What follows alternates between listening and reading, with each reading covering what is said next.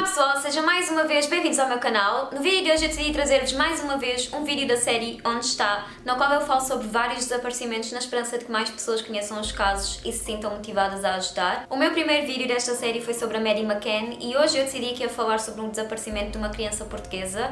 É um dos casos mais populares cá em Portugal e é o caso do Rui Pedro. Portanto, estamos em 2018, ele desapareceu em 1998, 20 anos desde que ele desapareceu. Apesar de se terem passado estes anos todos, a família ainda não perdeu a esperança e acredita que ele esteja vivo e, para ser sincera, eu também acredito. Eu não sou mãe, mas eu imagino que seja uma dor insuportável e eu peço mesmo imensa desculpa que isto tenha acontecido. Rui Pedro Teixeira Mendonça nasceu a 28 de janeiro de 1987 e desapareceu a 4 de março de 1998, portanto ele tinha 11 anos na altura em que desapareceu. No dia 4 de março de 1998, ou seja, no dia em que ele desapareceu, por volta das 2 horas depois do almoço, Rui Pedro foi ao escritório da mãe, que ficava mesmo em frente à casa dele. Ele foi ao escritório da mãe e perguntou se podia sair de carro com um tal amigo chamado Afonso, de 22 anos. Eu, com 11 anos, não tinha amigos, muito menos amigos de 22 anos, eu não sei se vocês tinham, mas eu não tinha, a não ser que fossem amigos de família, mas o Rui Pedro tinha um amigo de 22 anos cuja a família não conhecia, isso é um bocado estranho, por isso lógico que a mãe recusou o pedido e disse-lhe para eu ir brincar para trás do escritório dela, que era um terreno baldio onde não havia nada mesmo, não havia trânsito, não havia movimentação. Por vezes também se faziam corridas de cavalos nesse terreno. O Rui Pedro foi andar de bicicleta para lá, como a mãe recusou o pedido dele. No final da tarde, o explicador do Rui Pedro notou pela falta dele. Ele ainda ficou à espera do Rui Pedro, mas o Rui Pedro não chegava, o que para ele era um bocado estranho, porque o Rui Pedro nunca se atrasava, nem nunca faltava, e caso faltasse, ele informava sempre que ia faltar. Por isso o explicador entrou logo em contacto com os pais do Rui Pedro e, dadas as circunstâncias, os pais do Rui Pedro começaram logo a procurar o filho. Em muitos casos de crianças desaparecidas, os pais não começam logo a procurar, ou muitas das vezes não são os pais, mas sim a polícia, não começa logo a procurar. Isso é muito mau num caso de uma criança desaparecida, porque dá tempo para o raptor fugir com a criança, passar a fronteira, dá tempo para ele fazer o que quiser com a criança. Durante as buscas vieram saber que um vizinho da família do Rui Pedro e um vizinho do Rui Pedro tinha encontrado a bicicleta escondida por volta das 3 horas nesse terreno baldio, o que é um bocado estranho. A bicicleta não estava simplesmente abandonada, estava escondida num sítio naquele terreno baldio para o qual ele foi andar de bicicleta, brincar. Como o Rui Pedro tinha marcado o encontro com esse tal de Afonso, tentou-se logo indagar sobre o seu paradeiro, portanto tentaram logo descobrir onde ele estava. E quando o encontraram e lhe questionaram se ele sabia onde estava o Rui Pedro, ele respondeu muito calmamente que não. Mais tarde veio-se a saber que o Rui Pedro não andou simplesmente de bicicleta, mas esteve também a falar com este Afonso enquanto ele estava num Fiat Uno preto. Eles estiveram a falar neste terreno baldio onde o Rui Pedro estava a andar de bicicleta. Estranhamente, o irmão deste tal Afonso tinha-lhe emprestado o carro para ele ir à inspeção periódica obrigatória, que é aquela inspeção onde verificam se o carro está bem para circular, se não é qualquer perigo para as pessoas que estão dentro do carro e para os peões que estão fora. Ele ia à inspeção com o carro correto, ou seja, ele podia ter um alibi, podia não ter sido mesmo ele podia estar a dizer a verdade. No entanto, veio-se a saber mais tarde no seu depoimento que ele na realidade não foi à inspeção com o carro do irmão, mas esteve a passear a tarde inteira por lugares incertos e desconhecidos. Portanto, ele não foi à inspeção, que era o que era suposto ele fazer. No entanto, ele não foi e esteve a andar por lugares desconhecidos que ninguém sabia. Nesse mesmo dia, ele esteve a falar com o Rui Pedro e o Rui Pedro desapareceu. Eu não sei, eu não sou detetive, eu não sou da polícia, mas para mim é um bocado suspeito. O avô do Rui Pedro ofereceu tudo aquilo que ele tinha ao Afonso em troca de ele dizer onde o Rui Pedro estava. No entanto, o Afonso não aceitou, óbvio, a dizer e a chorar que não sabia do paradeiro do Rui Pedro, mas que se o queriam mesmo encontrar deviam fechar as fronteiras de Portugal. Ou seja, tu és o suspeito número 1, não se sabe onde tu estiveste durante a tarde, não tens alibi, foste visto a falar com a criança que desapareceu, a criança que desapareceu queria sair contigo e tu ainda dizes para fecharem as fronteiras. Isso para mim é suspeito, é estranho,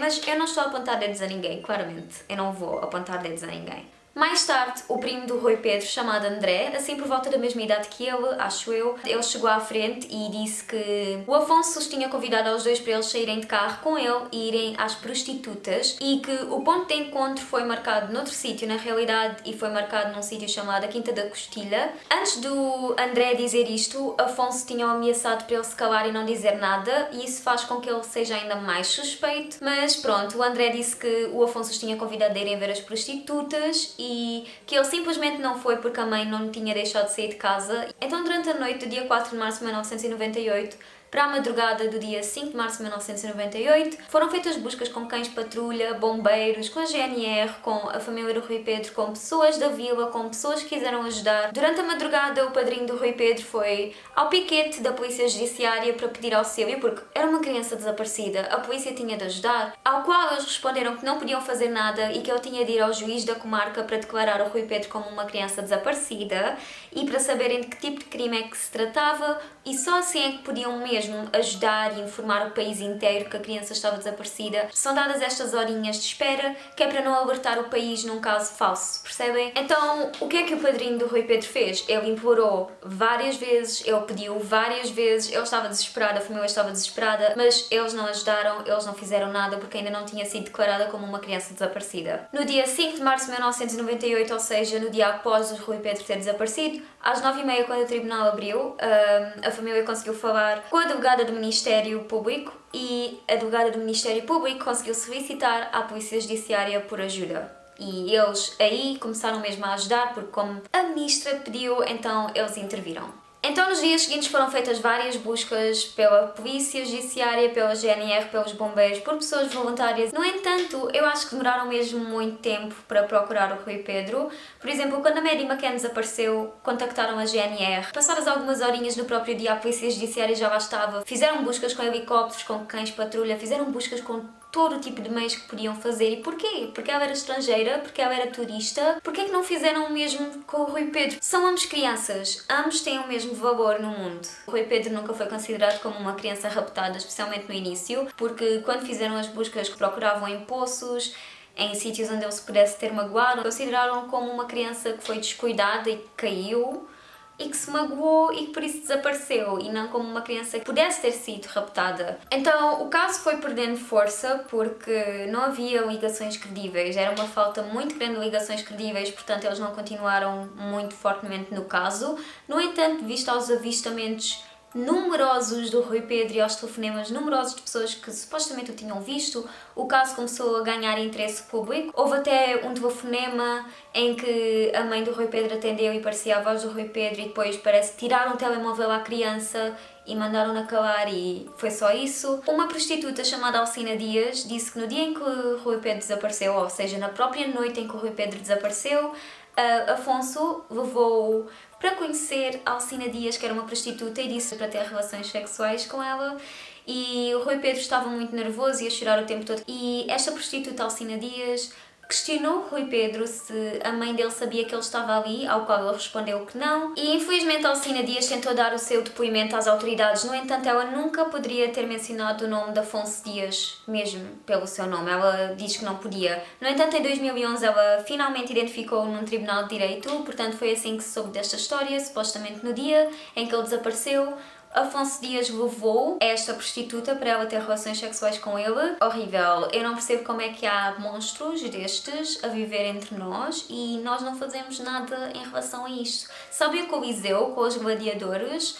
Eu acho que devia ser feito um novo coliseu em todos os países, no qual se metem prisioneiros para eles se matarem uns aos outros, porque é isso que eles merecem, sabem? O julgamento de Afonso Dias teve início em 2011, por isso Alcina Dias só mencionou isto em 2011. Portanto, apenas a 3 de outubro de 2014, Afonso Dias foi condenado a 3 anos de prisão pelo sequestro do menor e não pelo desaparecimento do mesmo, porque ele raptou-o e tem direito a 3 anos. Então, Afonso Dias foi para a prisão com o seu advogado, mas depois o mandato de detenção foi emitido pela polícia e ele cumpriu uma sentença de 3 anos que foi reduzida para 2 anos por bom comportamento. Isto é uma coisa que eu adoro, sabem? Se os reclusos têm um bom comportamento, podem tirar-lhes anos da sentença. Isso para mim é simplesmente maravilhoso. Portam-se tão bem dentro da prisão que têm direito a sair mais cedo, porque fora da prisão eles também se portaram muito bem. É mesmo a lógica da batata. É só uma coisa tão ridícula, mas isto não é só em Portugal. E pronto, no dia 29 de março de 2017, Afonso Dias foi libertado. E é assim que acaba a história do Rui Pedro. Eu acho que isto é uma história muito triste que podia ter sido tratada de uma maneira completamente diferente, tal como o caso da Maddie McCann. Afonso Dias, ou seja, o raptor, disse que este caso não teve apenas uma vítima, mas 2, e que foram ambos uma vítima deste caso. Enfim, todos os casos de crianças desaparecidas são sempre muito tristes. Eu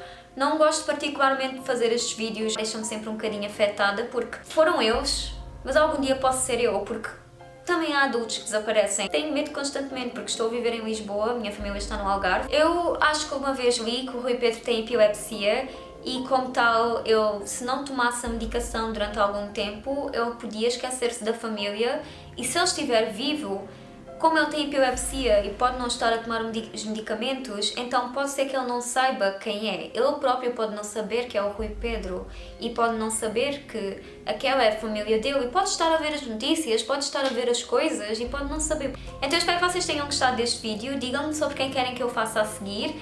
Sigam-me nas minhas redes sociais, maioritariamente no Instagram, porque é lá que eu vos pergunto que tipo de vídeos é que vocês querem e coisas assim. Acho que no próximo vídeo nós já vamos ter um cenário novo. Eu mandei moldurar o meu scratch map, ou seja, vai estar ali atrás e vai ser o cenário de Lisboa, o cenário do Algarve vocês já conhecem, este é o cenário atual de Lisboa, deprimente. E os vídeos agora vão voltar ao normal com o conteúdo que vocês tanto gostam, portanto teorias de conspiração, story times e coisas assustadoras.